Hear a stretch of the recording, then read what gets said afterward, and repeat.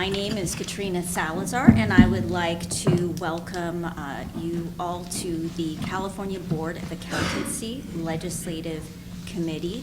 I would like to go ahead and call this meeting to order.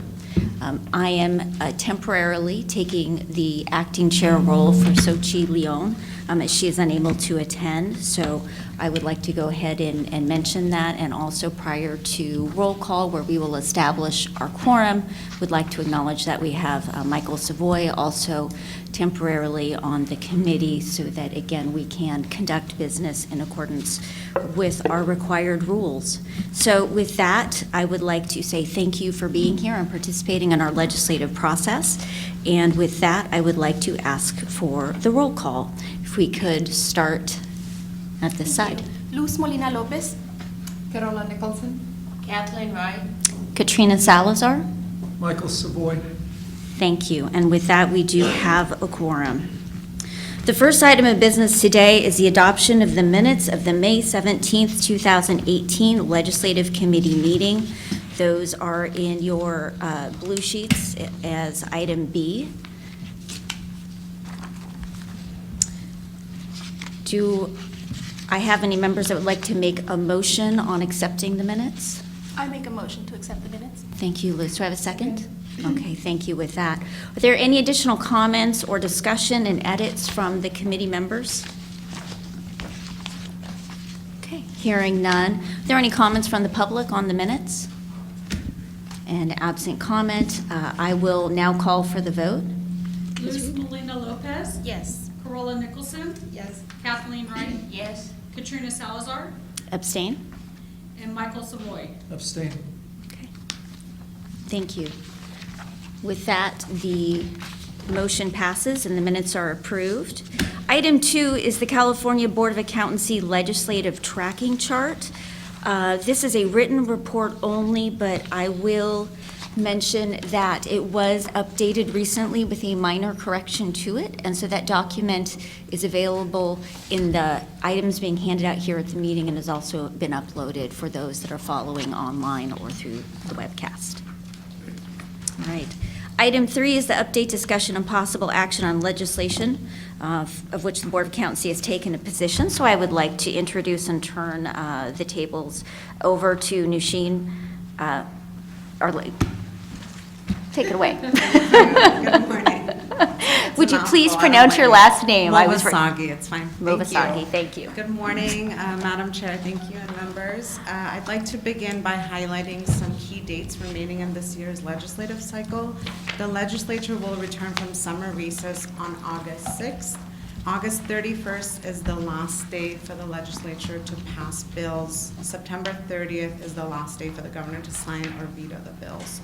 And as Madam Chair mentioned, SB 1244 was inadvertently omitted from the mail out, and a copy of the updated analysis can be found in your hand carries. There's no action needed, therefore it's just for as an FYI in your folders. And on to AB 767, which was amended July 2nd after this analysis was prepared. This bill would establish the Information Technology Unit within the Governor's Office of Business and Economic Development, or GOBIZ, for the purpose of using technology as an outreach and service delivery model. The July 2nd amendments are minor and simply require GOBIZ to periodically review and update the Master Business License Center to continue providing permitting and regulatory compliance assistance. Staff reached out to the author's office and verified that the current version of the bill does not apply to the CBA. Although it does not apply to the CBA, staff recommends maintaining our watch position on AB 767. There's no action needed on that item. Okay, comments or questions from the committee? All right, hearing none, thank you. Next is AB 2087, which was amended on July 2nd after the analysis was prepared. This bill would require each state agency to establish technology modernization goals by January 1, 2020. The July 2nd amendment requires each agency to consult with the Department of Technology as they establish their goals. Staff recommend the CBA maintain its watch position on this bill, and no action is needed as well. Thank you. Questions or comments? Okay, hearing none. Nushin? Next item, item 3C, AB 2138, was amended on June 20th, and with Madam Chair's permission, I would like to turn it over to Mr. Bone for an updated analysis. Welcome, Mr. Bone. Good morning, Madam Chair. During the May 2018 CBA meeting, the members held a robust discussion on this bill, which, if signed into law, would have a significant impact on how the CBA evaluates applicants who have a history of certain prior criminal convictions or other bad acts. Since the May meeting, CBA staff have worked diligently to advocate for the CBA's position on this bill. Mr. Franzella has testified at 2 legislative committee hearings in opposition to it, and staff have participated in and led discussions with the author's offices as well as legislative committee staff. We've also drafted amendments to the bill, which are one of the attachments to this item, that would satisfy the CBA's concerns, and those amendments have been distributed to the legislature as well as to the Department of Consumer Affairs. On a recent phone call with the DCA's Deputy Director of Legislative Affairs, in fact, he commended the CBA for its efforts on this bill. On June 20, the bill was significantly amended as indicated on the first page of the analysis before you. These amendments were a positive development and addressed some of the concerns that CBA has raised in its position letter. However, as discussed further in the analysis, the bill still contains a number of concerning provisions. Here are a few of the highlights. First, the CBA's authority to consider an applicant with a prior history of bad acts, including criminal offenses, would be significantly restricted. For instance, we would be unable to deny an application for licensure for those who committed financial-based crimes, such as fraud or embezzlement, beyond the 7-year washout period. Also, if an applicant committed certain acts involving dishonesty or fraud that did not result in a criminal conviction, the CBA may be unable to take that information into account. Second, our authority to grant a license, immediately revoke it, and then impose probationary conditions would be eliminated. Also, our authority to inquire into the specific circumstances surrounding a criminal conviction to determine the appropriate degree of rehabilitation and discipline would also be eliminated. Approximately 20 other DCA boards have taken an oppose or an oppose unless amended position. The department itself, including its various bureaus, does not yet have a position on the bill. Earlier this month, the Center for Public Interest Law also adopted an oppose unless amended position and noted in its letter that if AB 2138 were signed into law, it would prohibit the CBA from denying a license to someone who had committed crimes similar to the late Bernie Madoff after completing a 7-year prison sentence. The CPIL letter was provided earlier this week to the members of the CBA and includes a number of requested amendments that in fact are very similar to those that were requested by the CBA. Staff recommend that the board maintain its position of oppose unless amended. And if so, staff would continue to advocate for the CBA's position and proposed amendments before the legislature and the governor's administration. This bill is expected to be heard next in the Senate Appropriations Committee on Monday, August 6th. If it passes that committee, it would soon therefore go to a vote of the full Senate and then the full Assembly for final approval. As those dates approach, staff may wish to partner with other DCA boards and the Center for Public Interest Law to coordinate our lobbying efforts against the bill. CBA plans to reach out to attempt to arrange a meeting between the CBA president and the legislators who are authoring this bill, rather than their staff, to see if we can secure additional amendments. Ultimately, if the authors do not agree to amend the bill to remove our concerns and it is approved by the legislature, then the staff would draft a letter for the president's signature requesting that the governor veto the bill. Finally, as the July CBA meeting is the last regularly scheduled meeting that we will have prior to the adjournment of the legislature on August 31st, staff may come back with a request later that the CBA call a special meeting to discuss and take further action on the bill. This concludes my update, Madam President. Thank you for your patience, for all the detail. I'll turn it back to you for any comments or questions. Thank you, Aaron. I would like to start by thanking the staff for their work in taking the concerns of this committee and the board forward. It seems that many of the amendments were movements that were helpful should this rule be in effect, and us need to still try to protect consumers and work with our licensing body. Questions and concerns? Kathleen? Thank you. 2 questions. First off, There are several boards listed here on page 7 of 8 that oppose this legislation, which you mentioned. But that's not all of the boards in the state of California. Are there any that do support it? Not to my knowledge. Okay, then my second question is, on that same page, pages 6 and pages 7, is listed the organizations that do support the bill.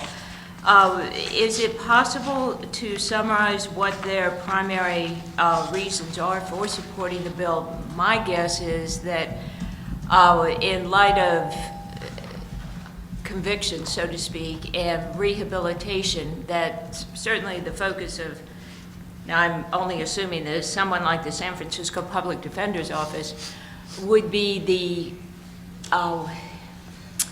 number of people that fall into this bucket of problematic cases that are possibly rehabilitated and should be given the right to get back up on their feet and move forward with their careers and so forth.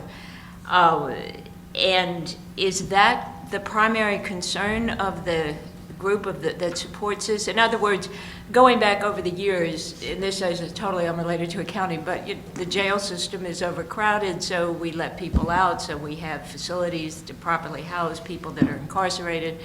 That kind of logic, is that what the support argument is? I think, Ms. Wright, you've touched on kind of the key points that I've observed the sponsors and the authors making, which is that as the state of California, rather, has pursued sentencing reform, and there are more individuals that are serving shorter terms in prison, particularly for crimes that are not of a violent nature. And the sponsors and the authors, I believe, intent is to help facilitate those individuals' reentry back into society. And there is a significant number of employment opportunities in the state of California that require some sort of a license from the state of California, and therefore to ease the pathway into those folks, for those individuals, into some sort of a profession, so that way they can avoid reoffending and kind of perpetuating that cycle. Okay. Any other questions? I have one question. The crimes of fraud and embezzlement are not considered serious felonies. Are they classified as something else? So that definition of serious felonies you're right, does not include a number of crimes that our board may consider to be serious. They're mainly of a violent nature, and so that's why one of our positions that we have taken is to allow our board or other boards to adopt additional laws through a rulemaking to allow the boards to add additional crimes that this board feels is important to take into account that would also not be subject to that 7-year washout period. But the penal code, which this bill refers to right now, defines serious felonies and lists out a number of different crimes. And I think the closest would be like bank robbery. That would be the closest kind of financial crime, if you will. But otherwise, mail fraud, embezzlement, some of those things that our board would take into account are not on that list. So our current position is oppose unless amendment. No action is needed by the committee or the board. So if we do not have a motion come forward, then our staff will be able to continue to advocate for our interests and continue to ask the questions and advocate for the needs of our board in particular. So if there are no more questions and no motions, okay, hearing and seeing none, I appreciate the presentation, and let's move on to the next item. Thank you, Madam Chair. AB 2483, which failed a legislative deadline and will no longer move forward. It's staff's recommendation that the CBA discontinue following this bill, and I'd like to turn it over to Madam Chair. Great, thank you very much. Do I have a motion to discontinue following AB 2483? I'll make a motion to discontinue following AB 2483. Okay, thank you. We have a first? Second. All right, thank you. We have a first and a second. Are there any additional comments or discussion from our membership? All right, or rather, the committee members. Public comment? All right, hearing and seeing no public comment. Ms. Reed, please call for the vote. Michael Savoy, Yes. Katrina Salazar, Yes. Kathleen Wright, Yes. Carola Nicholson, Yes. Luz Molina Lopez, Yes. Okay, thank you. With that, the motion passes. All right, Nushin? Thank you. Next, AB 2958 was amended on June 18th and changed the requirement to adopt teleconferencing regulations to guidelines. However, subsequent to the mail-out, staff continued communicating with the author's office and was informed that the bill will be amended in August and changed significantly. An amended analysis can be found in your blue hand carry folders. According to the author's office, these provisions are intended to be permissive. Although the amendments are not in print, the author's office discussed with staff some ideas for possible amendments and indicated the bill may change significantly. Under these possible amendments, which are discussed in the revised bill analysis under possible amendments section, an advisory board could trigger certain alternate teleconference requirements. In the amended analysis, staff also provided some concerns with these possible changes. Staff recommend the CBA maintain its watch position on this bill. No action is required. Although if the CBA has concerns with any of the possible amendments, it may wish to consider sending a letter to the author's office. Okay. Questions, concerns? Kathleen? I'm sorry, thank you. I'm a little reluctant to vote. I can't find the amended analysis, and I didn't fully understand everything you said, and I can't vote if I don't understand what I'm voting on. It's not in my, it would be green, Yeah. right? And we currently have no motion on the floor, so no Okay. action is actually being requested. Okay, but what was the I'm sorry, I don't have anything in front of me to look at, and I didn't fully understand what you said. If I don't need to understand it, we can move on, it's fine with me. Do I not need to understand? Can we just do a very brief recap? Because I do think if it's unclear to one member, it could potentially be unclear to people listening in. Sure, so mainly they're taking out the requirement that an advisory board would have to go through a rulemaking process to add teleconferencing guidelines. Okay. And they're trying to bring more of a access point to the public and allow for a call-in number during a meeting, allow for 24-hour notice if a member joins remotely without having any public notice requirement. They would allow for the members who are participating remotely to vote, however, not count towards the quorum. I think those are the main highlights that I recall, but I'm happy to go into depth if Madam Chair wishes to. No, that's fine. I don't think they addressed the comment that I had raised on this bill the last time we spoke about it, which is what I wanted to be sure I understood. And I don't think they did, so that's fine. Okay. All right. Thank you. All right. So that concludes that item. There's no action taken. Can we move to the next item, Nushin? Yes, thank you. Next is SB 715, which would grant the governor power to remove any member of a board appointed by the governor within the Department of Consumer Affairs. This bill has not been amended since the prior CBA meeting. I'd like to note that the author of this bill, Senator Newman, was recalled from office last month, and there may be amendments to have a new author for this bill. Staff recommend the CBA maintain its support position, and no action is required. Thank you. Comments or questions from the committee members? Okay. Hearing none. Nushin? Thank you. The next bill, SB 795, was amended on July 3rd to include changes requested by the CBA in its supportive amended letter, which can be found in attachment 2. Because these amendments satisfy the CBA's request, the CBA now has an official support position on SB 795. This bill is scheduled to be heard in the Assembly Appropriations Committee on August 8th.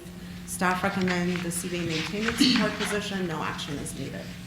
Okay. Thank you, Nushin. Comments or questions about the legislative analysis? Okay.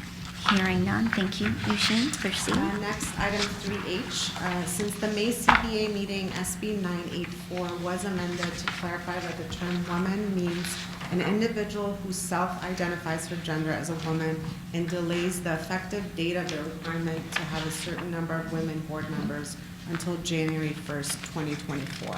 Staff recommend the CBA maintain its watch position. No action is needed.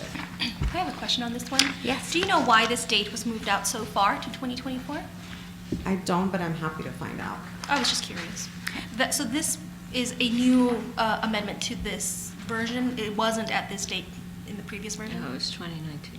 Correct, the date moved, Mhm. allowed for more time, so it was 2019, Yeah. I believe. I am curious to find out why this was moved. All right. Thank you. Any other comments or questions? All right. Hearing none, thank you. Nushin? Next item, SB 993. An amended analysis can be found in your hand carry folders. And this bill was amended to enact the service tax law, which starting on January 1st, 2020, would impose up to a 3% tax on services and reduce the statewide base sales and use tax rate up to 2%. SB 993 does not have an impact on the CBA's mission of consumer protection. However, the bill would broaden the California's tax base by imposing a sales tax on certain services, including those provided by a certified public accountant. Staff recommend the CBA maintain its watch position, and no action is required at this time. Okay. Questions or comments from our committee members? I have one question. Yes, Sorry. please. We received literature in the first mailing that this had missed a legislative deadline and was not moving forward. It turns out that's not correct. Correct. It did miss a legislative deadline. However, due to its tax nature, it may come out of order of the regular legislative cycle and may still be heard. Therefore, we're bringing it to the board. Got it. Thank you. Okay. All right. Thank you for clarifying that, Nushin. Next item? Next item, SB 1121 was amended on June 14th and would define breach as unauthorized access, use, modification, or disclosure of personal information. This is a minor amendment, and staff recommend the CBA maintain its watch position. No action is needed. Okay. Questions or comments from the committee members? All right. Thank you for that. Next is SB 1159, which did fail a legislative deadline and will no longer move forward. Staff recommend the CBA discontinue following this bill, and I'd like to turn it over to Madam Chair. All right. Thank you. May I have a motion? I'll make a motion to discontinue watching this bill. All right. So that's a motion to discontinue watching SB 1159. Do I have a second on that? Second. All right. We have a first and a second. Comments from committee members? All right. Hearing none. Public comment? Okay. Absent public comment. Ms. Reed? Luz Molina Lopez. Yes. Carola Nicholson. Yes. Kathleen Wright. Yes. Katrina Salazar. Yes. And Michael Savoy. Yes. Okay. Thank you. With that, the motion passes, and we're ready to move on to the next item. Item 3L, the CBA's Omnibus Bill SB 1492 was amended on June 4th to include the CBA's proposal to amend Business and Professions Code Section 5100 related to conclusive evidence and CBA's enforcement practices. As noted in the analysis, SB 1492 requires additional amendments to maintain the appropriate statutory structure to Business Professions Code Section 5100. The legislative staff, they're aware of our concerns and have agreed to make the necessary amendments, and staff recommend to maintain a support position. No action is needed. Thank you for that continued work on behalf of the board. Any comments or questions from the committee members? All right, hearing none. I believe that is the final item that you have in this, correct? 1492? Correct. Okay. So with that, I'm sorry. With that, we move on to the consideration of position on legislation that is newly presented to the committee. So Nushin? Thank you again. SB 930 would establish cannabis limited charter banks and cannabis limited charter credit unions to provide limited banking services to the cannabis industry. Although this bill does not directly impact the mission of the CBA, staff recommend a watch position on SB 930 as it relates to the cannabis industry's financial services and therefore the accounting profession. I would like to turn it back to Madam Chair. Okay, thank you very much, Nushin. Discussion of committee members, questions? I have one question. I understand this bill would also allow for the creation of an advisory board.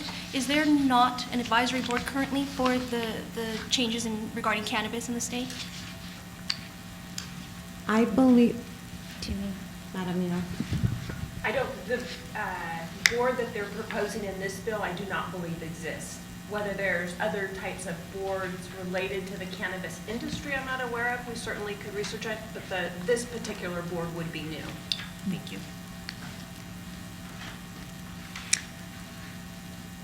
Okay. I think I have a question, Eugene. And the analysis, it states that it's the board's general responsibility to ensure this law functions and it's as a safe and efficient way.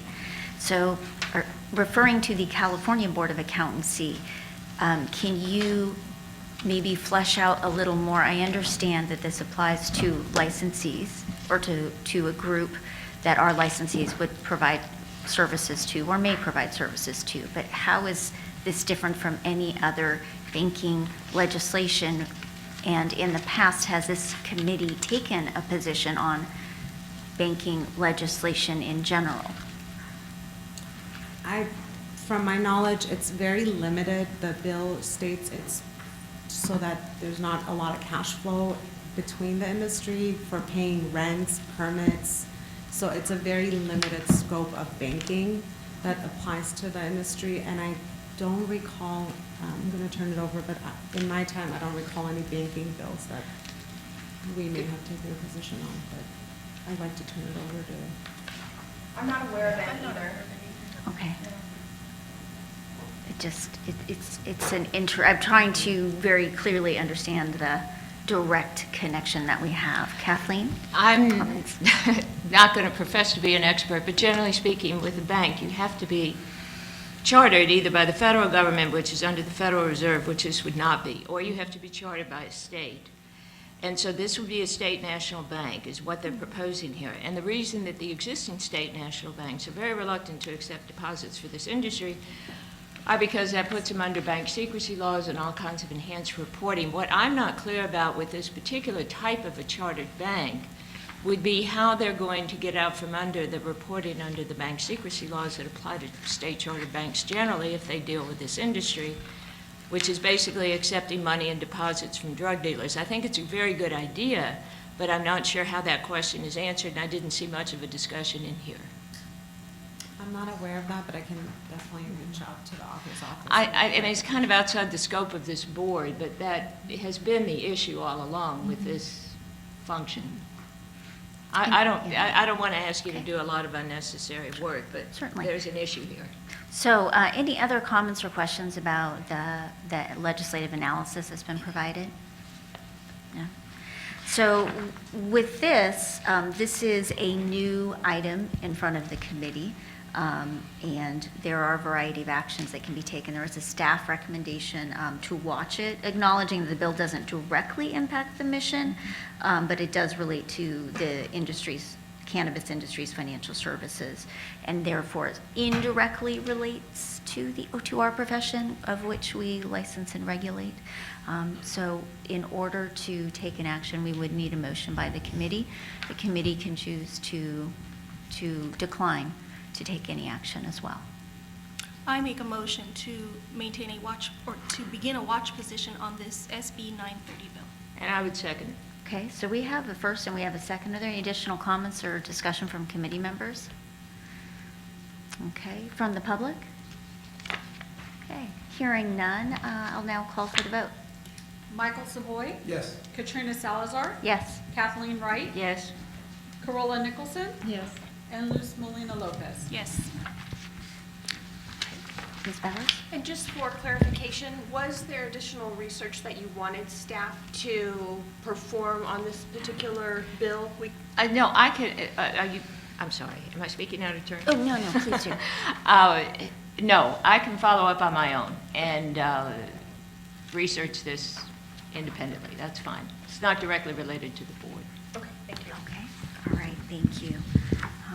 So with that, that concludes the consideration of new legislation. The next item is the update on legislation the California Board of Accountancy is monitoring. So that is a written report that is included in the materials, and absent any discussion, which there typically is not for a written report only. The next element of the meeting is a consideration of legislative items for future meetings. And Nushin, briefly you track them, are there any additional items that you wish to propose for future agendas? At this time, Madam Chair, they're not. Okay, committee members, are there any additional ones? Kathleen? Thank you, Katrina. And this is a question for the group, really, that obviously last year, December 22nd, President signs a rather major overhaul of the federal tax system. And at the moment, there are no bills in the state legislature to conform California's revenue tax code to the federal changes. That opens up a significant area of malpractice for CPAs that are doing state tax returns in California. It is an area related to legislation, but the issue is there isn't any. And so I thought this might be something we would want to report back on at the next meeting after we know what the bills are that have gone to the governor and so forth. And if there's still no bill, then I would just present it as an issue, an additional issue, where practitioners could be subject to malpractice above and beyond the burden that they already carry. So let me see if I can take this. We do have a comment related to malpractice legislation that does not exist yet. What I'm hearing would require the Board of Accountancy to initiate, find a sponsor, develop language, determine a need, and then move forward. So my suggestion, I think, would be, could we note that there's a question about malpractice? Have you worked directly with Ms. Bowers to flesh out Sure. some more conversations? Let me add something that is to focus the relevance with respect to state agencies. We're having an FTB advisory board meeting coming up in 2 or 3 weeks. I think it's in August. And the FTB is the agency that normally proposes conformity legislation to the state legislature. And I'm sure this is going to come up at that meeting. But anyway, by the time we meet next, I would have attended that meeting and I would know what they are going to do. Or I could email Patty and tell you what they're doing. Okay. And I think, so let's do that first. Perfect. Okay.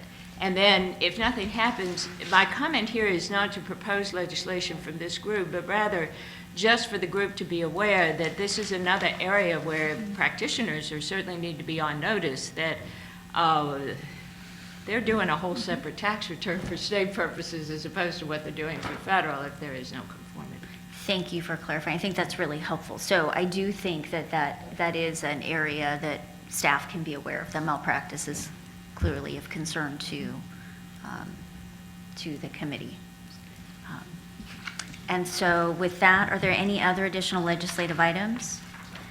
Okay, hearing none. The following item is public comments. Okay, hearing and seeing no public comments, we do have a location to identify agenda items for the next meeting rather than legislative items. So anything additional? No? All right. So hearing none, I would like to thank everybody for their participation and their work in reading all of the materials prepared by the staff. Thank you so much, and I would like to adjourn the legislative committee meeting.